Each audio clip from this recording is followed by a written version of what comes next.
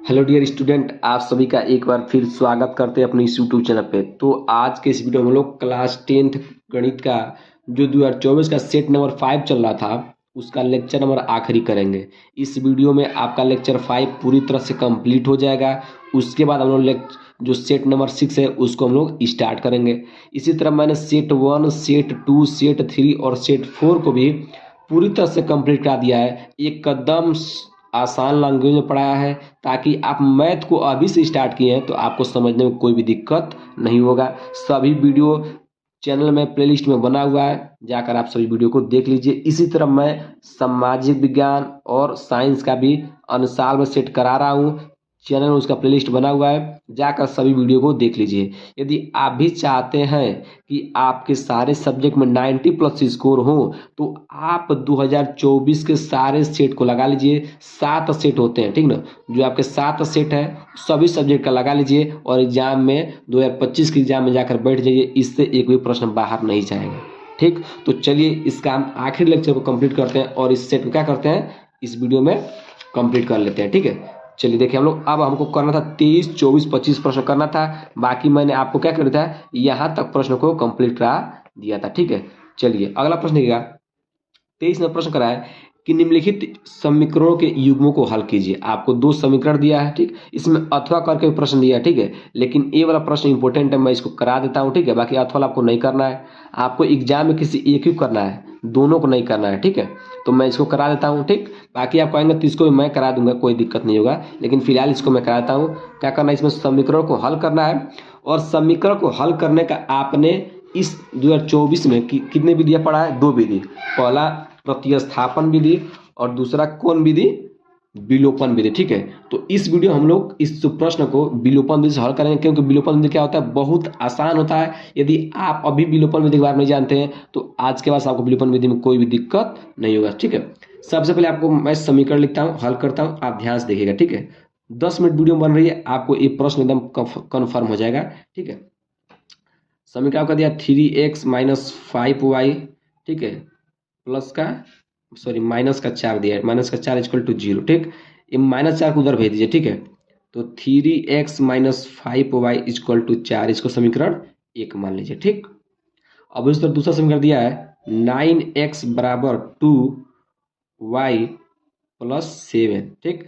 तो क्या कीजिए, x और y वाला को हमेशा पास रखते हैं, ठीक ना। बाकी जिसके साथ कुछ नहीं लगा उसको बराबर को उधर रखते हैं, ठीक है। मैंने क्या बोला कि एक्स और वाई वाले को हमेशा एक तरफ रखते हैं और जिसके साथ कुछ नहीं लगा तो उसको एक तरफ रखते हैं, ठीक है।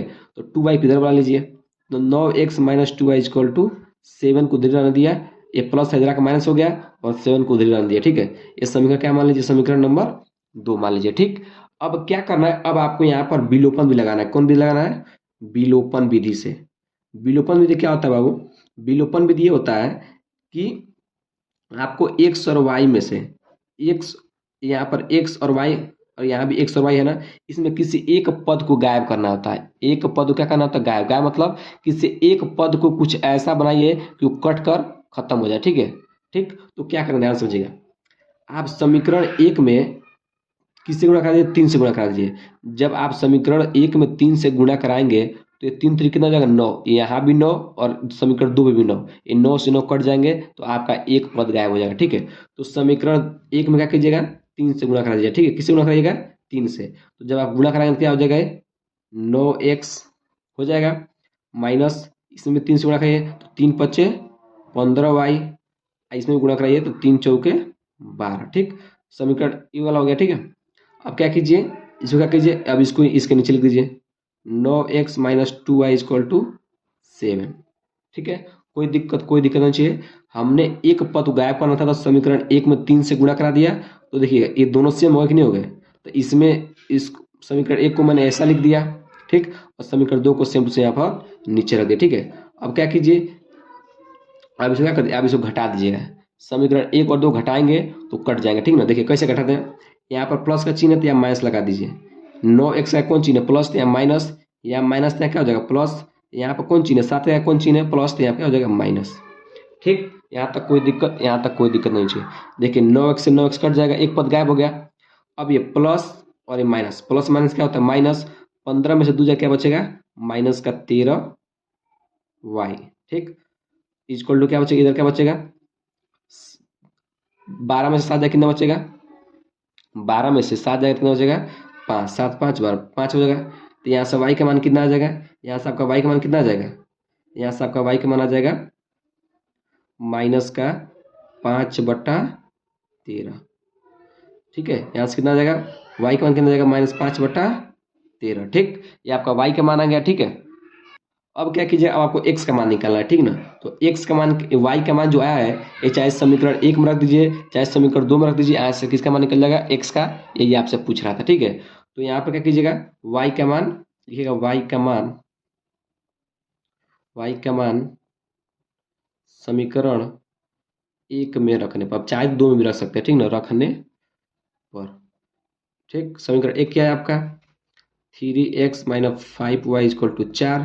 तो यहाँ पर रखिए 3x - 5, y की जगह क्या रखिए आप लोग, -5/13 = 4। ठीक है, देखिए माइनस माइनस क्या हो जाएगा, प्लस।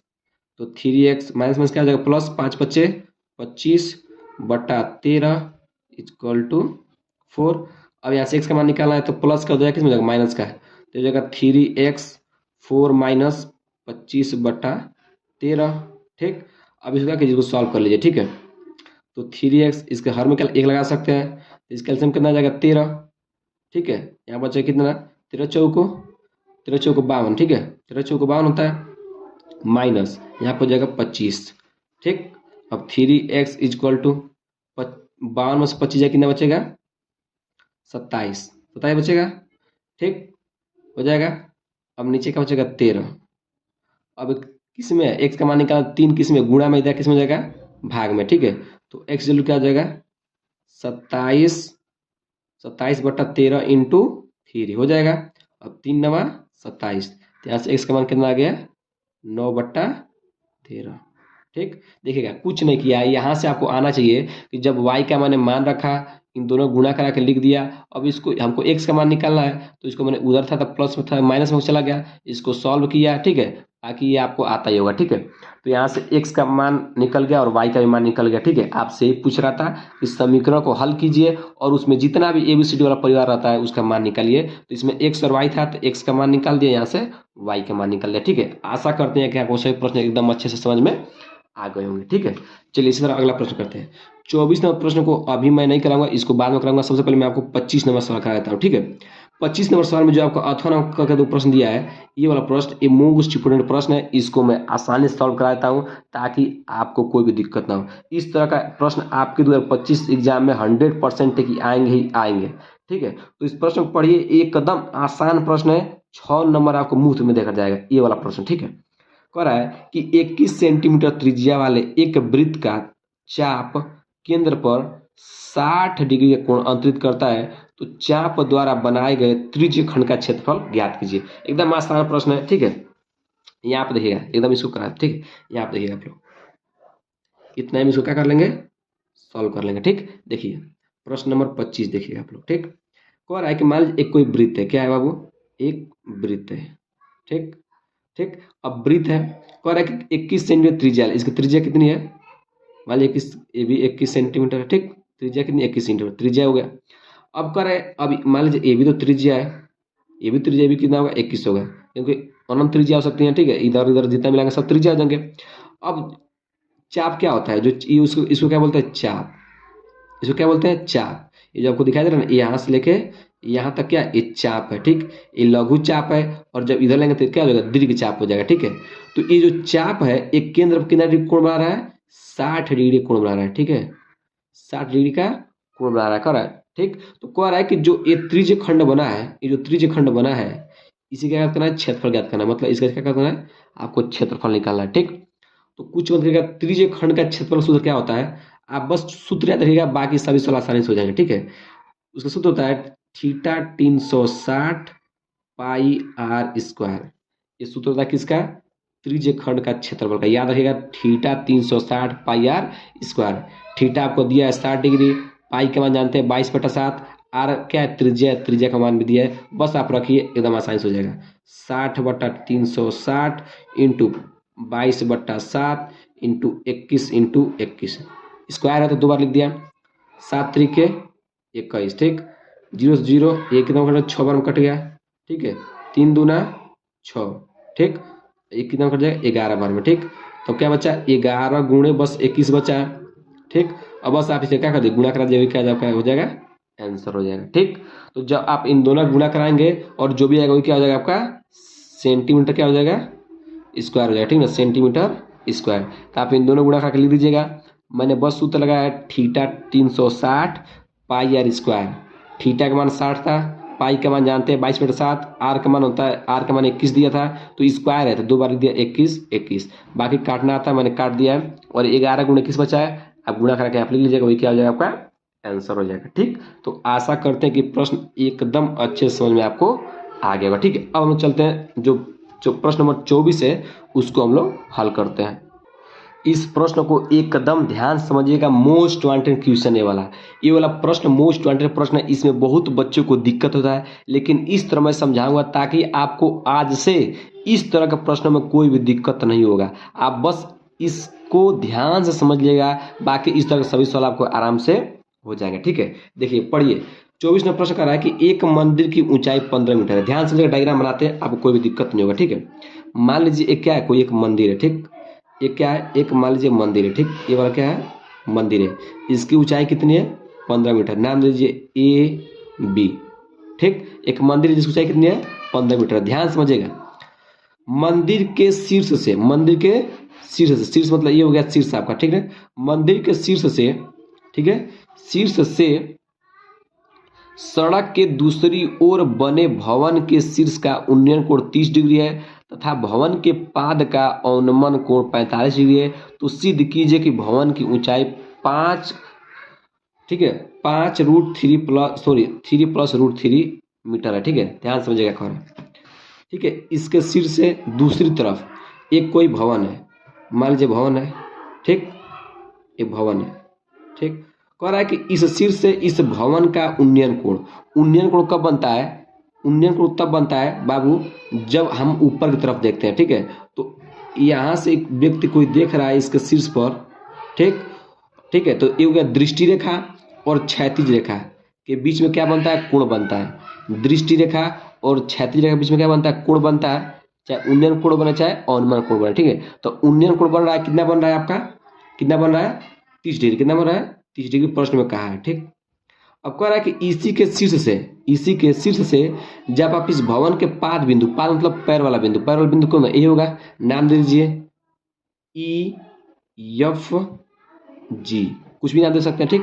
तो इसी के शीर्ष से इसका पाद बिंदु का अवनमन कोण कब बनता है, जब आप ऊपर से नीचे देखते हैं तो अवनमन कोण बनता है, और जब आप नीचे से ऊपर देखते हैं तो उन्नयन कोण बनता है। तो आप कहीं ना कहीं ऊपर से कहाँ देख रहे हैं, नीचे देख रहे हैं, तो ये वाला कोण कितना हो जाएगा बाबू, ये वाला कोण कितना हो जाएगा 45 डिग्री। तो कह रहा है कि जो ये भवन की ऊंचाई है इसको ज्ञात करना है, कितना है 5 कोष्टक में 3 + √3, उसी को सिद्ध करना है, ठीक। तो क्या कीजिए आप इसको इससे मिला दीजिए, ठीक। अब ध्यान समझिएगा, इसकी ऊंचाई ए बी की ऊंचाई कितनी है 15 मीटर। तो कहीं ना कहीं EF G की भी ऊंचाई कितनी होगी 15 मीटर, होगा कि नहीं होगा। देखिए ध्यान समझिए, देखिए ये दोनों यहाँ से यहाँ क्या है बराबर है कि नहीं, देखिए ये वाला दूरी इस दूरी के बराबर है कि नहीं है, बराबर है। ये 15 से भी 15 हो जाएगा। और जाहिर सी बात यदि मुझे इतना पता चल जाए, EF पता चल जाए, और EF में मैं यदि 15 जोड़ दूंगा तो मुझे भवन की ऊंचाई मिल जाएगी, वही हमको चाहिए। तो आपको इतना नहीं पता है ना, इतना को मान लीजिए x, क्या मान लीजिए x। अब आपको x का मान निकालना है और उसमें क्या करना है, इसको जोड़ देना है, तो आपका आंसर आ जाएगा, ठीक। कैसे निकालेंगे ध्यान समझिएगा। सबसे पहले देखिएगा यहाँ पर ये दो समांतर रेखा है, ये वाला और ये वाला, इसको एक तिर्यक रेखा काट रही है, ठीक। तो यहाँ पर क्या बन रहा है, एक एकांतर कोण बन रहा है, क्या बन रहा है एकांतर कोण। देखिएगा जहाँ पर जेड बनता है वहाँ क्या बनता है एकांतर कोण। देखिए जेड बन रहा है कि नहीं बन रहा है, तो ये वाला 45 होगा, तो ये भी क्या होगा 45। क्यों, क्योंकि एकांतर कोण क्या होते हैं बराबर होते हैं, ठीक। अब आपको क्या करना है, इसमें दो त्रिभुज लेना है, एक त्रिभुज EAF और एक त्रिभुज लेना है ABG, ठीक। अब इसमें ध्यान रखिएगा, इन दोनों त्रिभुज में कौन ऐसा भुजा है जो दोनों में कॉमन है, मतलब जो दोनों में आ रहा है, मतलब ऐसी कौन सी भुजा है जो दोनों त्रिभुज में क्या है बराबर है, बताइए, ठीक। तो बताइए, तो मैं लिख रहा हूँ, ठीक ना। इन दोनों त्रिभुज में कौन ऐसी भुजा है जो दोनों के आपस में बराबर है। ठीक, यहाँ से हल कर रहे हैं। ठीक, देखिएगा इसमें ए ई एफ में जो ए एफ है ये बराबर किसके है, बी जी के। देखिए दोनों बराबर नहीं है, देखिए दोनों आमने सामने है और दोनों की दूरी क्या है, बराबर है।